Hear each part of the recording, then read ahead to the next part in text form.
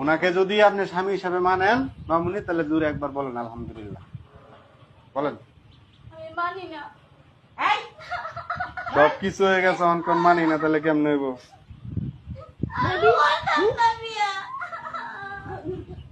মারেন না, আর মারেন না। মেয়ের একে তো জোর করে বিয়ে দিতেছেন, বুড়া বুড়ার লগে আবার মারতেছেন।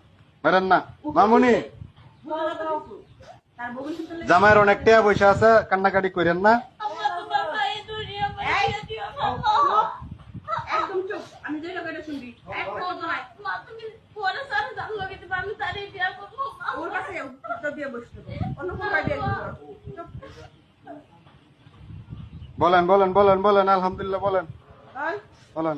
মা এবং করো না মা, তুমি আমার মা। আরে আপনার একটু বুঝান না, যে তামসা দেখতেছেন, বুঝান একটু মেয়েটারে। তুমি আসলে মারে একটু বুঝা না। যাতে মা বুঝা লাগে, বুঝা না। এই চুপ থাক। বলে বলো মামুনি, বলে লো, সাইন দিছ, টিপস দিছ, সব হয়েছে, খালি আলহামদুলিল্লাহ বলে আলাও। দিয়ে দিবি এমনি, আর কবুল করো লাগবো না। 15 লক্ষ টাকা কাবিন ধার্য করিয়া 10 লক্ষ টাকা উসল স্বর্ণ বাবদ 5 লক্ষ টাকা বাকি রাখিয়া আব্দুল মান্নান সাহেবকে যদি তুমি স্বামী হিসাবে মাইনা থাকো, দূরে একবার বলো আলহামদুলিল্লাহ। মা বলো বলো। হ্যাঁ আমাকে বেলা শেষ, আমরা যামোগা। আমরা এগুলো কান্নাকাটি দেখতে আসিনি।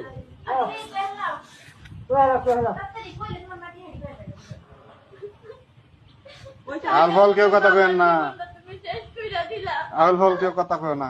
দেখি মামুনি বলেন বলেন আলহামদুলিল্লাহ বলেন, আর কান্নাকাটি করে লাভ নাই। আমার কত দেখতে আপনার মেয়েরা রাজি করেন, তাড়াতাড়ি রাজি করেন। বলেন বলেন মামুনি, কবুল বলেন, দেরি করেন না গো, নামাজের টাইম হয়েছে, যাইতে হবে আমার। এই যে তাড়াতাড়ি বল, কালি সব কতক্ষণ বসে থাকবো? মা বিয়েতে বাদ দিও না মা।